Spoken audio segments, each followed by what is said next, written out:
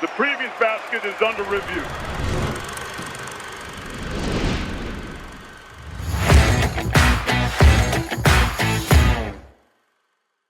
Welcome in to another episode of Weekend Under Review, part of the Basket Under Review network of shows and podcast things brought to you by basketunderreview.com and the Chili Donovan Discord, the Burner Ball Discord. That is Matthew Winick. I am Brian Rauf here. This is the first episode in which we get to talk about actual games. We had our debut episode earlier in the week talking about the specific teams we were looking at really following during the exhibition season because there were some things we thought we could learn. Exhibition season gets started this weekend, Matthew. So I'm pretty excited to get some actual games to talk about here as we get going. Yeah, it's like I'm so torn because I ended last episode talking about how these games don't matter, and at the end of the day, the big picture stuff doesn't. But I just need like game action, so I'm going to put way too much stock into these first couple of games because it's there, like it's there for the taking. It's the low hanging fruit, so it might as well. I would say 85 to 90% of stuff that happens over the next month between now and November 3rd is not going to matter. We're going to try and dismiss the stuff that doesn't matter and talk about what are some signs and things that we pick up on that should matter once we get to November 3rd and on. First game is Friday. It is today. This episode is airing on October 10th at 5 o'clock in Waco, Texas. Okay. Baylor and Grand Canyon. We're going to get things started. Should be a lot of fun. Baylor has had some time playing. They played in the World University Games this summer. Not everybody could participate because foreign nationals who were playing for Baylor this season could not play for the U.S. in the World University Games. But we got our first look at what Baylor may look like. This is our first look at the entirety of the team against Grand Canyon team that has a lot of turnover from last season, Matthew. So in your mind, what's the main thing you're looking for from, let's start with Baylor's side of things here. Well, outside of Drew bragging rights, I'd say that's the number one most important thing in this game is who's going to win the Drew household. Yes, that would be Scott versus Bryce is the big one there. It's interesting because Grand Canyon was in the WAC last year. Now they're a Mountain West team, and that's a story in itself. But talk about Baylor, Grand Canyon, a mid-major team, is bigger. They have more size down low. They have more size on the wing. If you put them, into a room with each other, you'd think that Grand Canyon was the power conference team because they might be the biggest team in the Mountain West, while Baylor is one of the smaller teams in the Big 12. So for Baylor, who's going to go against, big size, athleticism, physicality all season long in the Big 12, this is a good test to see how they hold up athletically. They're very mid-major heavy in terms of their transfers. Obi Agdam, who might lead them in scoring at point, was in the Mountain West last year at Wyoming. So this might not be a power conference test for him, but it will be in terms of the physicality and the size of what Grand Canyon is going to bring. They are going to rotate the 3, 4, 5 men in and out, and all of them have power conference size. A lot of questions for both these teams. I mentioned the roster turnover with Grand Canyon. Everybody on Baylor's new. Like Baylor's got it just as much. You brought up Agdam. He was the MVP of the World University Games, running lead guard for Baylor. The expectation is that he is going to be their best player, or at least one of their best players. I know the highly regarded freshman Yesufu is in that mix as well, but Agdam played really well at the university games. So did Dan Skillings, and so did Cameron Carr. If Yesufu comes out and looks the part of a highly regarded freshman, ones that Baylor has had consistently the last couple of years under Scott Drew that have been drafted in the first round. I don't know if that's in the cards here, but it could be. Could be. Backcourt's fine. If you can rotate between those four guys, that's fine. Your point about the front court is pretty well taken. They're bigger than they were last year. Baylor is. But you're probably not going to get Norchad Omir's individual production from anybody. You're going to try and do the Moneyball thing and replace him in the aggregate. Right. And I don't know if that's there. Like Bodo to me is a really good defender interior wise. He's a little bit questionable on the perimeter, really good rebounder. So he's going to give you some of that rebound and rim protection. He's going to give you some of that you didn't have last year from Baylor, but he was limited in the amount he could play for High Point last season because of the lack of foot speed. So how does Baylor try and make up for that? Are the other guys ready to step up and produce in a big time way the power conference level? I don't know. And as you mentioned, Grand Canyon's got size, so we'll kind of get our first gauge at how impactful that front court can be, because again, it's different than last year. It's bigger than last year, but the same question mark of, is Baylor big enough or good enough in the front court to get to where Baylor should be and expects to be, remains the biggest question for them. You mentioned Norchad Omier, which I think is interesting because the two bigs that Baylor has, true bigs, Bodo, and then Rice transfer Caden Powell. If you're going to compare them to someone last year, they're much more Joshua genre than they are Norchad Omier. And then you compare that to Grand Canyon, who has Nana Owusu-Anane, who's a Brown transfer who missed last year due to a torn ACL, I believe, was supposed to go to SMU. He and John Rothstein recently at Grand Canyon practice said he was their best player, bringing the ball up, doing a lot of what Norchad Omier did at Baylor. So we talk about these two teams with size. Grand Canyon has more, what I would say, functional size, guys that are more than just rim runners. So it'll be interesting to see if Baylor does have anything as a hub big or anything with ball control outside of in their 4 or 5 man rotation, which will be, pretty key for them. And we'll be able to tell in this first matchup if they have that on the roster.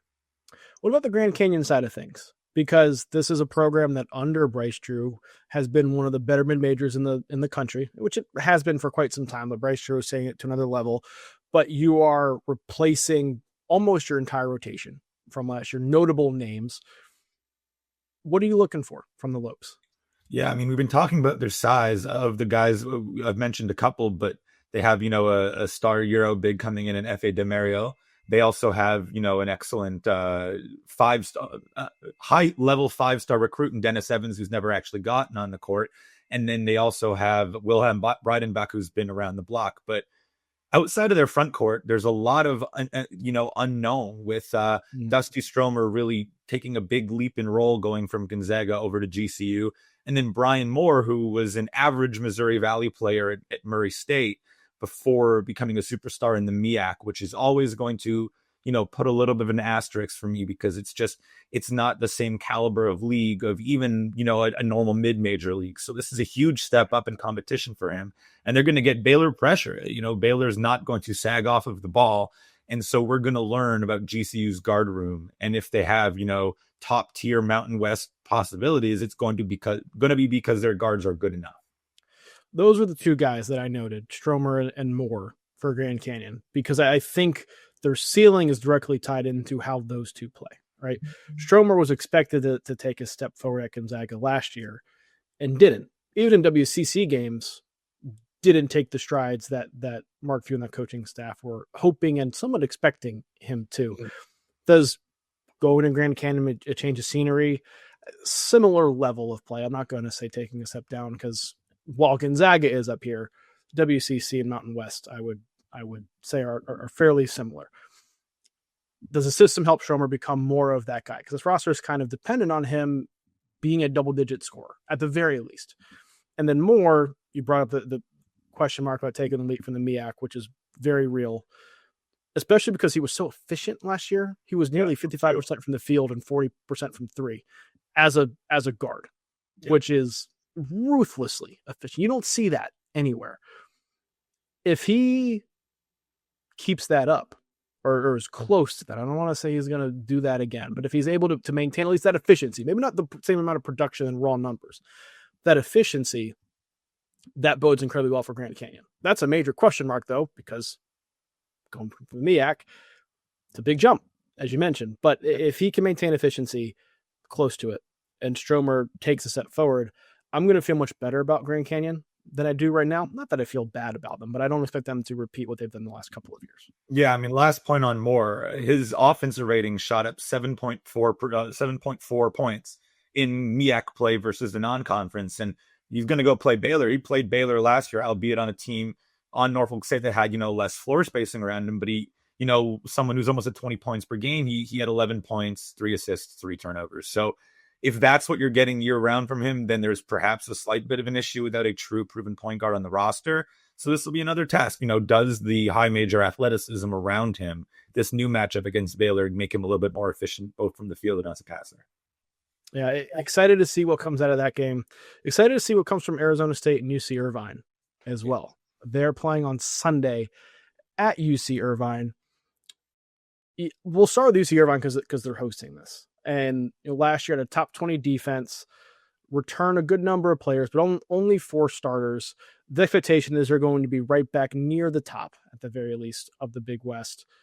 Arizona State, though, is a test. Power conference team, coming to your house to play an exhibition. We'll see how seriously these are taken. I'm sure Bobby Hurley's happy to not be going back to Duke and lose by 60 like he did last exhibition season. But from UC Irvine perspective, I think there's a lot on the table here because of who you're playing and because of who you're having to replace as well. It's interesting. Obviously this isn't a regular season game, so it doesn't really mean a whole ton, but I have UC Irvine 3 spots higher in my rankings than Arizona State. I have them almost neck and neck. These are equal basketball teams in my opinion, and they're built entirely differently, where Arizona State has a lot of newcomers, a lot of them from overseas, added late because they needed to add some injection of talent to the roster. And a lot of those, transfers are mid-major guys versus UC Irvine, who brings back a ton from last year and a lot of important pieces from last year, even if they lose, 4 of their starters. The 5th starter they bring in, Jurian Dixon, was one of the best freshmen in UC Irvine history. And then everyone else that played a role in that rotation is now going to take one leap forward from, key reserve to starter. So one team is sort of just retooling and the other team is rebuilding from scratch. It's going to be very interesting to see how that plays a role because, teams are only allowed to practice so much in the offseason. These are teams that are still feeling each other out. UC Irvine should have way more team chemistry, where one of their 2 transfers, Darren Saran, played at UC Irvine 2 years ago with a lot of these guys. So even their newcomers are old. They should be a lot more, cohesive as a unit. And that might make this a UC Irvine win. Not to mention, I think they're the slightly better team as a whole. Yeah, I think that coupled with how close they rank in your rankings, as you mentioned, I wouldn't be shocked to see Irvine come out with the win here, certainly. Arizona State's hoping that's not the case. They have question marks across the board, though. And so Bobby Hurley, I think, might be doing this more as a fact-finding mission more than a win-the-game mission. Yeah, if there was a game that I'm not necessarily sure I would want, if I was Arizona State's perspective, to have this game anything more than secret scrimmage, but obviously that's not always in their control, and they are not hosting. So that's with Arizona State, they've star point guarded Mo Odom, who's one of the best passers, if not the best passer in the country, and then everything after that, anyone's guess as to who steps up this year. So at least you'll learn a lot about your team if you're a Sun Devils fan.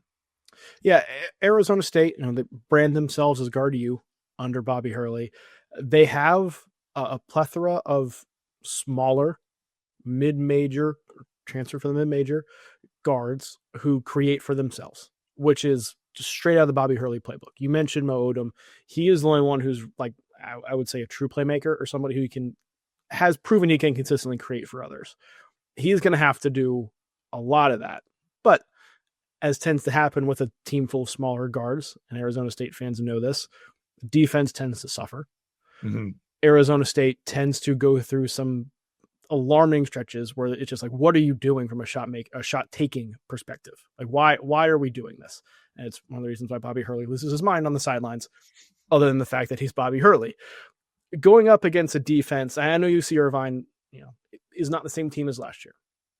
We still expect them to be a very, very good defense. Oh yeah. It's going to be a great matchup for Arizona State and those guards. And I think to tell Hurley who can kind of handle it at the Big 12 level, UC Irvine's not that, but the defense is, they were top 20 last year in the country. Yeah. Who can handle that and who can't? Yeah, and listen, UC Irvine has, despite losing a lot, still has a chance to be a top 25, top 30 defense. I mean, their new starting center, Kyle Evans, who was the backup last year, had he qualified in minutes, would have been a top 20 guy in the country in block rate. So they're going to protect the rim, and they're awesome with their scout. They're going to defend guys that can make threes, and they're going to dare non-3-point shooters to hit them. So for a Arizona State team that's still kind of figuring themselves out, they are probably not going to be the team that is, they might get baited into shooting some threes that they might not want to, as they figure out whose role is what on this court, where they're playing their first organized game together as a group. And for most of them, their first organized game, in the power conference level. Yeah, absolutely. Earlier in the day, on Sunday. Rutgers and Towson are facing off in the first game of the post Ace Bailey, post Harper era at Rutgers. I want to say this is probably a Rutgers reverting to the traditional Steve Peichel identity. It's great to have Dylan Harper. It's great to have Ace Bailey. Obviously did not go according to plan for Rutgers. You're not kind of getting back to what Rutgers has been, or at least that's the goal. But there's not a lot here to like really give you hope that Rutgers is going back to competing for an NCAA tournament this season. Yeah, this team has to be a signature Steve Peichel team where they should not push the pace because their offensive talent is very limited. And if they're going to have any level of success at any point this season, it's going to have to be defensively because there is just no offensive pop on this roster. Their likely starting point guard is an NJIT transfer who is one of the more inefficient guards in the country. Granted, he had a giant role in a team that was very untalented, but this team is not loaded with spacing. It's not loaded with on-ball creators, but they do have a lot of defensive upside, which is sort of the way that Towson's played basketball the last few years in the CAA. So this should be a rock fight. As much of a rock fight as an exhibition game can probably be, is what this will end up becoming. Yeah, I don't know if the intensity will ramp it up all the way to like hardcore rock fight, but it may be a brick fest. That may be a more adequate way to. A lot of offensive rebounds, and probably because long shots, long boards, tip out, Yes, slow possessions. Yes. You mentioned Towson. Towson's been a quality team for a while. Hasn't broken through the NCAA tournament. I know that's one thing that's missing on Pat Scary's resume, but that's something that they're trying to do, and this team can very much do. Like I view this Towson team as one that can test Rutgers to the point where we'll know if Rutgers has a higher floor than we think from this game. But if Towson wins, that's not a surprise. No, not a surprise. I would say that this game should be within single digits if both teams play to their capabilities. Towson, right up there with Charleston and UNC Wilmington, have a real chance of winning the CAA this year. They have an elite two-man combo of point guard Dylan Williamson, who's an awesome scorer, both off of the catch and off the dribble, and then Tyler Tejada, who's my preseason CAA player of the year. And they did a really good job in the portal getting a bunch of complementary pieces. It's honestly one of my five favorite ways to build a roster, if possible. 1 to 2 stars. Everyone else you add that's new fits those two players above all else. And Towson did a really good job of that this year. So if their stars take another leap and their complementary guys, are solid, they have a better roster construction than Rutgers does. But Rutgers is obviously more talented. They have more resources. Granted, not a lot more resources than a lot of other Big Ten teams, but we're comparing Towson and Rutgers here. So Rutgers, with their resources, should be the better group. I agree. But from a Towson perspective, Tejada is awesome. I think Williamson could be one of those guys you see take a step forward, even if it's not from a raw production standpoint. I think another year in the system maybe becomes a little bit more efficient. That's going to be a lot of fun. From their perspective, Tyler Schmidt, who came in from Valpo, and the Wright State transfer, Doumbia, I believe is the correct pronunciation, Jack Doumbia, I believe. I hope I'm right on that. As you mentioned, they seem. I want to see them fit and how that looks. It's not going to be perfect, right? It's not a finished product. This is the first exhibition game that they're going to play, but you want to see some signs and things that it's going to work. Chemistry can be built, all of those things, but you want to see some positive signs from this against the team in Rutgers that's going to make you work when they're on defense and you have the ball, right? Yeah. So important things from both of those there. On Saturday, I think this may be one of the more interesting exhibition games we get the whole season. Drake is playing at Wichita State with an entirely new roster for the Bulldogs, new coaching staff for the third time in 3 years, excuse me. What, like, if you're a Drake fan or if you're following Drake, what do you expect from this? All right, I'm going to be a little pessimistic here. This is just the fact of the matter, and quite honestly, I'm a little pessimistic on both of these teams. But let's start with Drake. When you're talking about changing coaches every single year, I think Eric Henderson's a good coach. Awesome at South Dakota State. But The problem is he's not Darren DeVries and he's not Ben McCollum, who I consider to be two of the 30 best coaches in the entire sport. South Dakota State is a job where success has been had by basically all who have come through. And I think that has to be at least a factor when you consider that he did not elevate that program to levels it hadn't been to. Whereas Darren DeVries, I mean, obviously Nico Medved came before, but he did stuff at Drake that had not been done. And Ben McCollum, obviously his story has been well documented. It's truly unprecedented. So with Eric Henderson, I feel like he kind of has a lot more to prove than the last couple of coaches that have come through Drake. And quite honestly, his roster in year one leaves a lot to be desired. This is not a typical Drake level talent. And I don't think you're going to see a typical Drake level finish in the Missouri Valley, where they might finish middle to perhaps the top of the bottom third of this league. Now, granted, step one is the first exhibition game, and I can easily be proven wrong. There's a lot of transfers and they are turning the entire team over, but that's kind of where I'm at on the Bulldogs as of now. Yeah, it's going to be completely different because Eric Henderson's best teams at South Dakota State played fast and played at some of the fastest tempos in the country. They were incredibly efficient, both from 2 and from 3. But, the average possession length was like 15 seconds, 16 seconds. Very rarely got to 17 seconds on some of those best teams. To your point, most of his best seasons were the first half of his tenure at South Dakota State. Yeah. Not the back half, the back 3 years. I think Drake is one of those programs kind of similar to South Dakota State with just the resources that they have and part of the administration's ability to identify good coaches. This program built for success in the Missouri Valley, right? You can have most anybody there and you're going to have a certain level of success.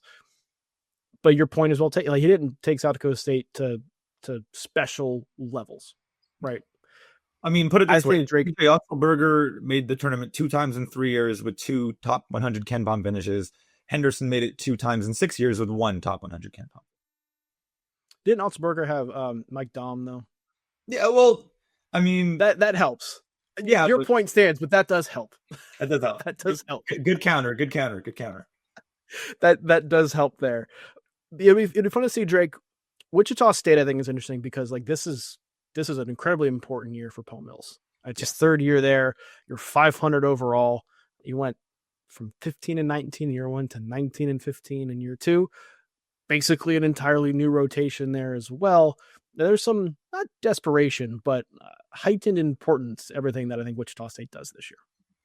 Yeah, this is another team, like I said at the top, that I'm not a huge fan of. I don't have them near the top of the American, and a American that is last in the entire country in returning production as a league. So they do have a chance to rise up, but this team doesn't have a star. Like, I would say in Paul Mills' head coaching career, and one of the reasons why I don't think Wichita State's really gotten off the ground is when he was at Oral Roberts, he had truly one of the best players in the mid-major world in Max Asmus. And that was when he found all of his offensive success. And since he has not had a player at Wichita State as good as Asmus, because Asmus went on to have a great final season at Texas to prove that he really was a good college basketball player, he doesn't have that guy. And once again this year, that doesn't seem to be apparent. That their guard room is very small and relatively unproven.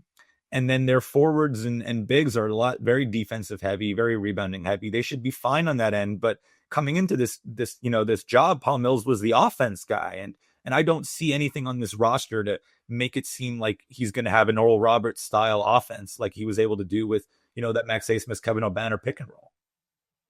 Yeah, I was going to bring up O'Banner as well because he went on to have a good career at Texas Tech. Yeah, they were both awesome players, right? Like, they're really, really good players. And Paul Mills got them to Oral Roberts, got them to play level they played at, deserve this move to go to Wichita State, right? But he has not had 2 players who have been close to as good as those 2. I don't think this team does. I know Karen Boyd comes from East Tennessee State as a SoCon Defensive Player of the Year, right? A defender, good rebounder.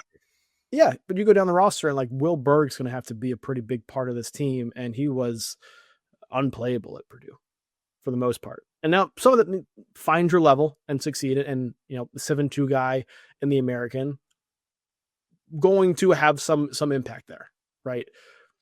But when you're relying on him, to be one of your guys. That kind of says to me where this roster is at least from a known commodity standpoint.